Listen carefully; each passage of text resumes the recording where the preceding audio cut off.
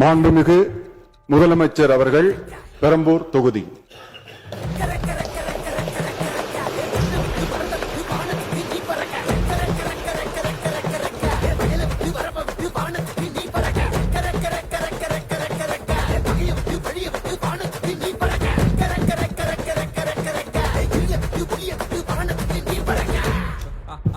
சட்டமன்ற பேரவையின் உறுப்பினராக தேர்ந்தெடுக்கப்பட்ட சி. ஜோசப் விஜய் எனும் நான் சட்ட முறைப்படி நிறுவப்பெற்றுள்ள இந்திய அரசமைப்பு சட்டத்தில் உண்மையான நம்பிக்கையும் பற்றுறுதியும் கொண்டிருப்பேன் என்றும் இந்திய நாட்டின் இறையாண்மையையும் ஒருமைப்பாட்டையும் நிலைநிறுத்துவேன் என்றும் நான் மேற்கொள்ள இருக்கும் கடமையை நேர்மையுடன் நிறைவேற்றுவேன் என்றும் உளமாற உறுதி கூறுகிறேன்.